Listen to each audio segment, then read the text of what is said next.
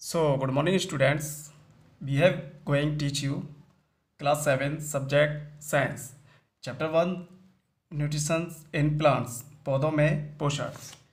तो स्टूडेंट्स, हमने last video में कंडीशंस नेसेसरी फॉर फोटोसिंथेसिस में क्लोरोफिल को पढ़ाया था। तो आज हम कार्बन डाइऑक्साइड पढ़ाएंगे। So let start. The carbon dioxide gas present in the atmosphere.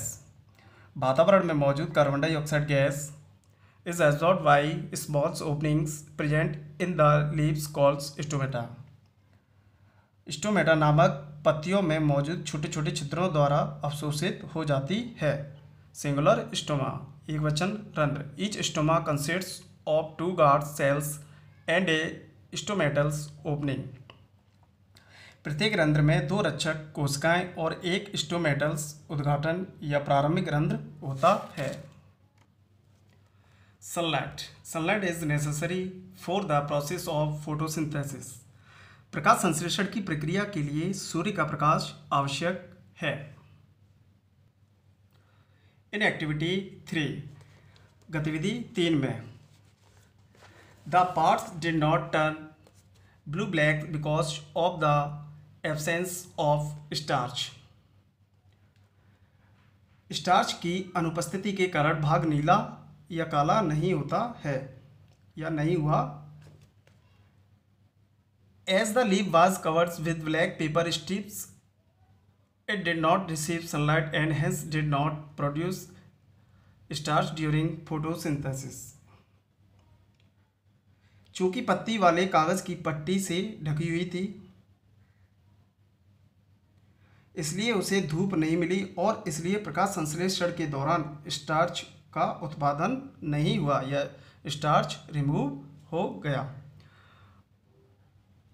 Activity 3 में हम देखेंगे कि इसमें हमने एक तने का पौधा लिया और उसको हमने धूप में रख दिया।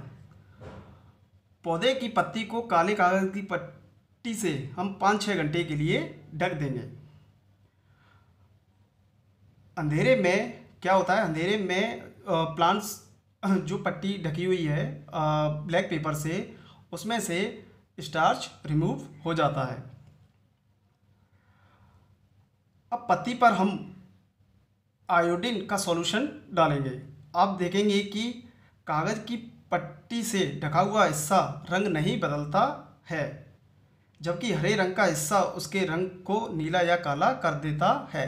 तो ये प्रीवियस क्लास में हमने पढ़ा था कि अगर किसी भी प्लांट्स को हम छाया में रखते हैं और उसमें से उसका स्टार्च रिमूव हो जाता है और उसके कलर्स का कोई प्रभाव नहीं पड़ता है और धूप में रखे हुए पौधे पर हम आयोडीन के सॉल्यूशन को डालते हैं तो उसका हिस्सा नीला और काला हो जाता है। तो इस एक्टिविटी से यह निष्कर्ष निकलता है कि प्रकाश संश्लेषण के लिए सूर्य का प्रकाश आवश्यक है, या प्रकाश संश्लेषण के लिए सूर्य का प्रकाश आवश्यक है। वाटर एंड मिनरल्स, पानी और खनिज।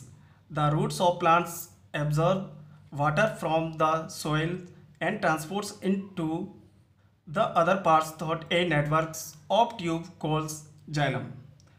पौधों की जड़ें मिट्टी से पानी को अवशोषित करती हैं और इसे जाइलम नामक ट्यूबों के एक नेटवर्क के माध्यम से अन्य भागों में ले जाती हैं।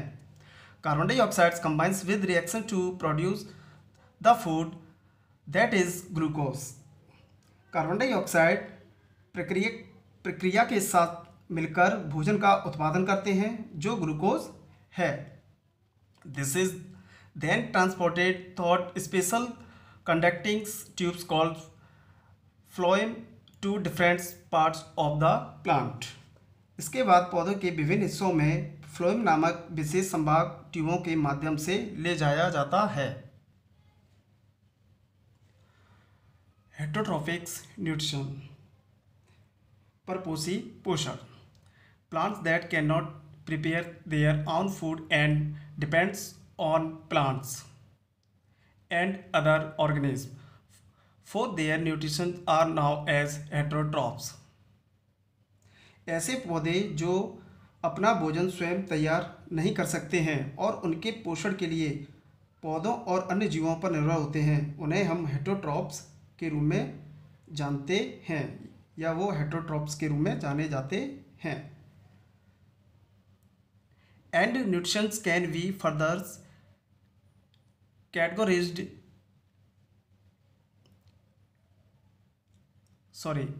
and the mode of nutrition is called heterotropic nutrition। और पोषण के तरीकों को हम परपोषी पोषण कहते हैं। This type of nutrition can be further categorised into parasitics, insectivorous, saprophytic and symbiotic nutritions. इस प्रकार के पोषक को परजीवी, कीटवच्छी, मृतोपजीवी या सहजीवी पोषण के रूप में वर्गीकृत किया जाता है। Let us discuss the different type of heterotrophics nutritions in details. आइए विभिन्न प्रकार के परपोषी पोषक के बारे में विस्तार से चर्चा करें।